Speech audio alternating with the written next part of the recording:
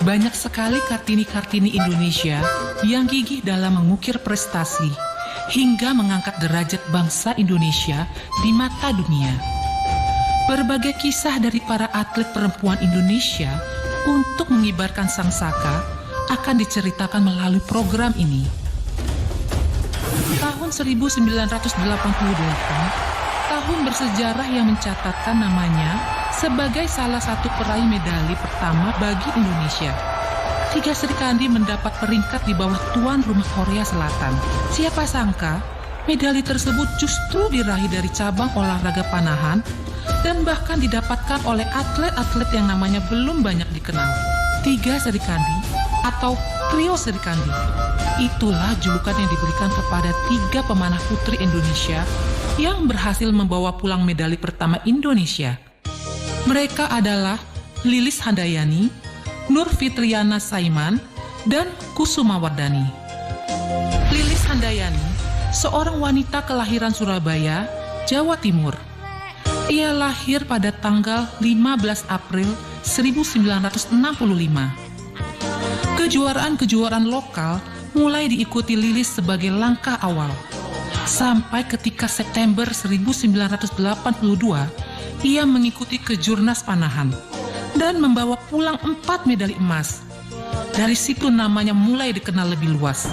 Prestasi gemilangnya itu akhirnya mengantarkan ia menjadi wakil Indonesia dalam Olimpiade Seoul.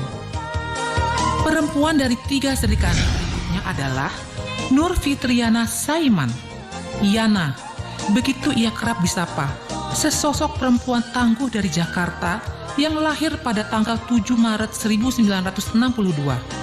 Berhasil masuk 10 besar seperti membuka gerbang bagi kejuaraan-kejuaraan panahan yang ia ikuti selanjutnya. Hingga ia berhasil meraih medali perak dari SEA Games Manila dan SEA Games Singapura. Namanya kian melejit setelah ia berhasil menjadi pemanah peringkat 11 Asia.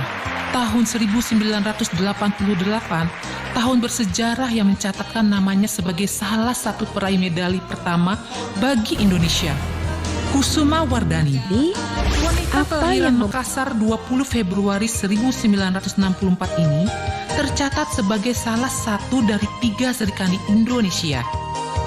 Menurut cerita Suma, panggilan akrabnya, pelatihnya tersebut kerap kali secara tiba-tiba meminta ia dan timnya itu berlatih.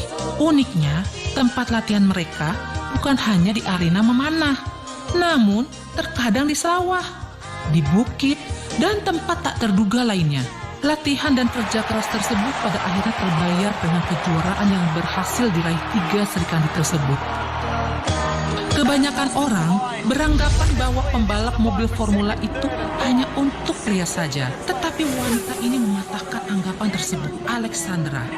Ya, Alexandra dikenal sebagai satu-satunya pembalap perempuan asal Indonesia di kelas go-kart atau mobil formula. Bahkan Alexandra dikenal sebagai pembalap wanita pertama di Asia yang mengikuti kejuaraan hingga ke kancah internasional. Alexandra Nur Lutfia atau yang sering disapa Alexandra Asma Subrata adalah salah satu wanita kebanggaan Indonesia. Ia lahir di Jakarta 23 Mei 1988. Alexandra mulai populer sejak menjuarai kejuaraan nasional kart championship tahun 2002. Dari Alexandra, kita bisa belajar bahwa kita tidak harus berpatok pada gender atau usia jika kita ingin mengejar sesuatu. Jika membicarakan kompetisi lari gawang Indonesia, pasti tidak akan pernah lepas dari salah satu atlet kebanggaan Indonesia ini.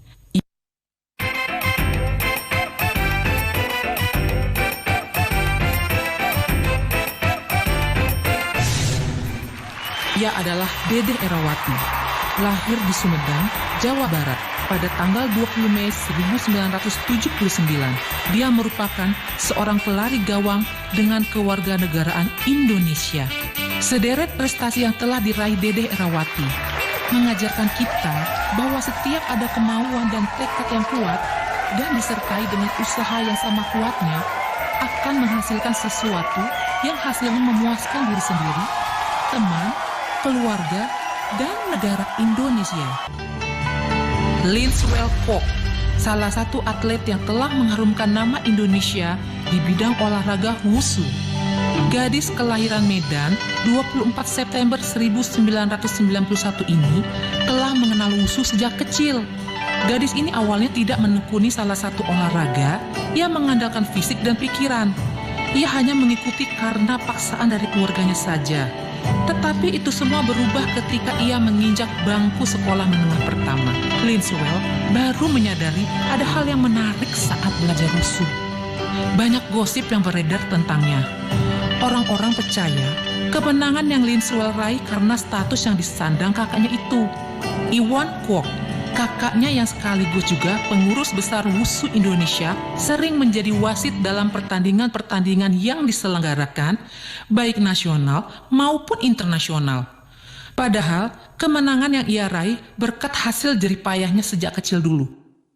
Maria Natalia Londa, wanita kelahiran Denpasar 29 Oktober 1990 ini, memang sudah gemar melompat-lompat sejak kecil. Lompat jauh yang diajarkan saat mata pelajaran olahraga di sekolah dasar membuatnya ketagihan dan menjadikan itu sebagai hobinya. Karena hobinya itulah, Maria sering mengikuti lomba-lomba lompat jauh di berbagai turnamen. Medali emas yang ia peroleh sekitar 50 medali, ia pajang dalam lemari kaca buatan sang ayah.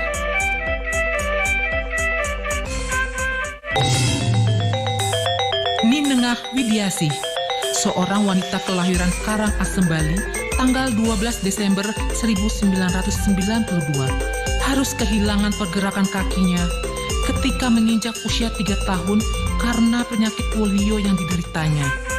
Dan pada usia 3 tahun pula, fungsi kakinya digantikan dengan kursi roda. Awalnya Widiasih mengaku hanya ikut-ikut saja. Kebetulan di lingkungan ia tinggal banyak terdapat atlet angkat berat. Namun, setelah dilihat-lihat, pelatihnya malah menyuruhnya untuk ikut latihan dengan sungguh-sungguh. Widiasih memulai perlombaan di tingkat nasional atau kejurnas pada usia 14 tahun. Dan pada saat inilah, kepercayaan diri Widiasih bangkit setelah melihat atlet-atlet difabel lainnya. Dan pada perlombaan pertamanya ini, ia juga membawa pulang medali emas pertamanya.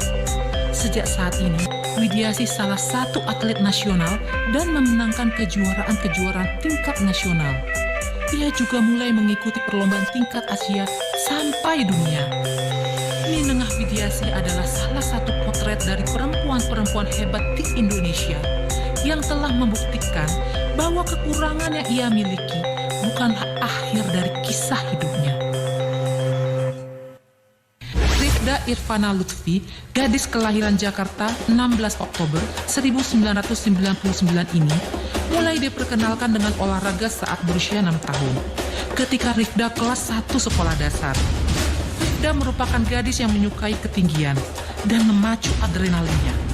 Saat di Ragunan, ia melihat peserta yang sedang berlatih trampolin. Dan saat itulah Rifda mulai tertarik dan jatuh cinta dengan senang.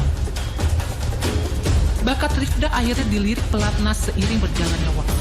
Ia pun akhirnya diminta mewakili Indonesia dalam ajang internasional. Ia terus menorehkan prestasi yang mengharumkan bangsa. Kepribadian Indonesia tercermin juga padanya. Terus kobarkan semangat untuk menyebarkan sang saka di berbagai negara, Rifda. Kami akan terus mendukungmu.